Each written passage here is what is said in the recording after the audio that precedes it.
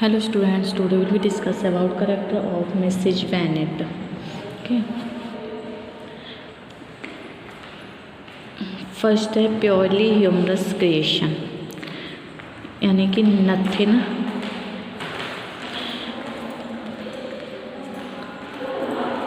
presence of two characters, Mrs. Bennet and Mr. Collinס. Of these, Mr. Collinus is mildly satirical portrait, for he irritates besides being ridiculous,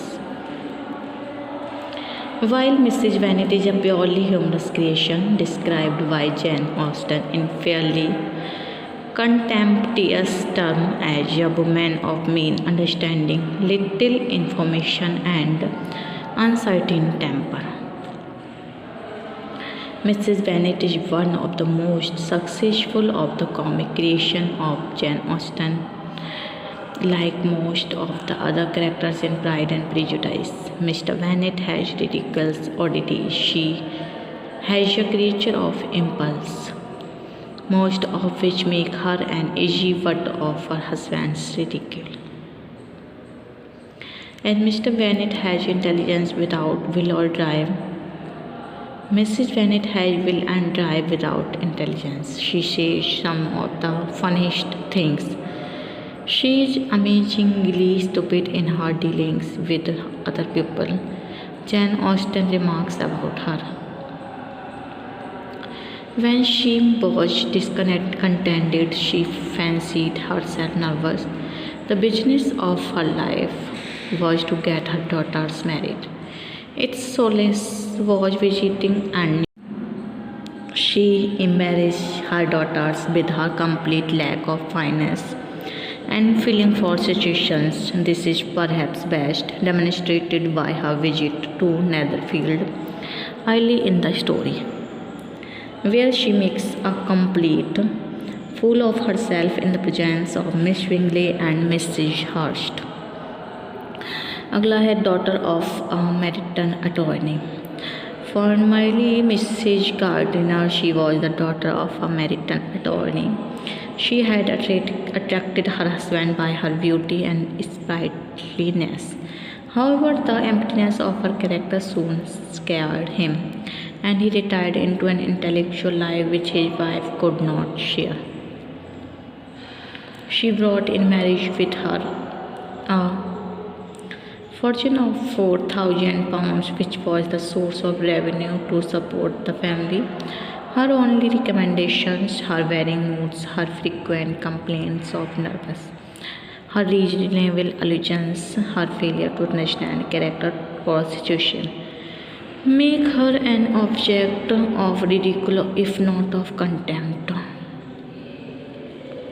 A little gifted nature, not by any means improved by education, Mrs. Bennet will endorse her way through, and it is seldom that one can extract a grain of sense from her foolish, extravagant prattle. Her mental horizons, dominated by a few interests, and those too not of the highest, for without a spark of idealism, she pins her faith on mere externals and is powerfully attracted by such elegant finery as equipages, houses, jewels, and pin money, the wages of a fashionable or quest fashionable life. She is devoid of even elementary concession sense. Age has not improved her in the least.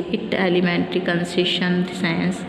Age has not improved her in the least. Anything she has grown worse since her only assessed, namely a beautiful appearance, has deserted her with the advance of years. She is left with nothing but her silly notions on all things, and her poor nerves with which Mr. Bennet is plagued for years. He regrets leaving married her, I'm sure. His contempt for her without any reserve, and Elizabeth is pained to note that he does not spare for even in the company of his children. Though he might agree with Elizabeth in this respect, we do not have the heart to condemn Mr. Bennet for his treatment of his wife. For she would try to patience of anybody, even Jan, who can put up with almost anything, wishes that her mother would not be tactile, and he constantly harping on Mr. Bingley as Mrs. Bennet was doing. This aspect about her is revealed in the first chapter itself. Her one passion in life is to see all of daughters married. With Mrs. Bennet, it has become an ovation. She believes that she has a good reason for her desire. For the reason Intel on believes that she has a good reason for her desire.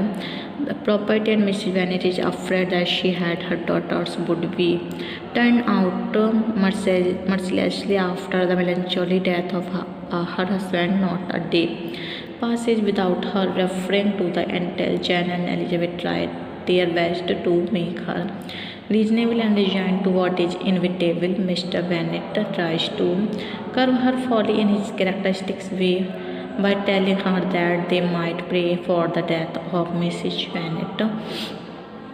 But the lady is not consoled by such thoughts, and nothing can her at ease on the point. Her poor nerves are shattered by the bleak prospect before her. Next, vulgar, mean, and narrow.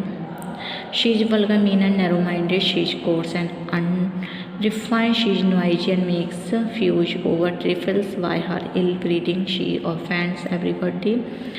The Bingleys form a poor opinion of her, and so does Darcy. Elizabeth is constantly put to shame by her lack of tact and propriety in her mother.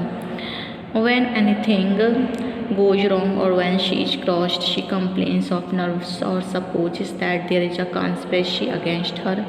It is this of nerves, some fusy nature of wife, that has driven Mr. Bennet to his library, where he gets some peace of mind. However, we must remember that her environment and circumstances of her life are mainly responsible for her coarseness and lack of refinement. She is the daughter of an humble attorney of Meryton, and as such has received little education. She has travelled little and has been confined all her life to the narrow Longbourn circle.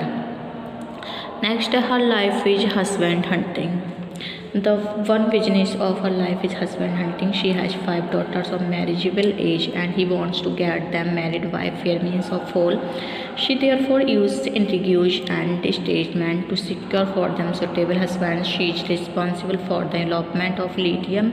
She is always encouraging her daughters to be flirt and trap husbands. As Collin's is dominated by one overruling passion, flattery of Catherine Rousseau, she is dominated by one master passion, to see her daughter. This is the goal of her life, her noble mission. It matters little whether her daughters are married to villains like Wickham or fools like Collins. All her will strive is directed to these aims of her life. She sent Jane and horseback and wished for bad weather. It was her scheme that Jane should get drenched and fall ill, and should not return from the residence of her lover, Mr. Bingley.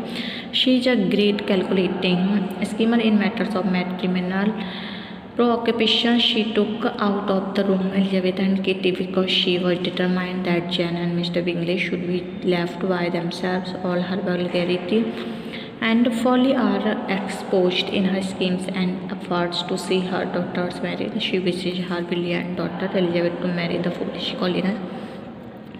She feels delighted in the enthusiasm her younger daughters show for the officers and the red coat gentry. She even encourages Lydia and Kitty to flirt with the officers. After Lydia's elopement with Wickham, she is more conscious of this disgrace of her daughter wearing gold clothes at her wedding than of any shame at her living with Wickham's at fortnight before the marriage took place. Last time, stupid, querulous. She is garrulous, stupid, querulous, and no judge of character. She discusses the affair of her family and with anybody who will listen to her. She does not have any self-control, sense of property. Her discussion of Jane's prospects within Darcy's hearing led to his disgust with her and to Bingley's sudden departure to London. She blames everybody but herself for Lydia's misadventures. She argued that Mr. Bennet and let them go to Brighton. It would not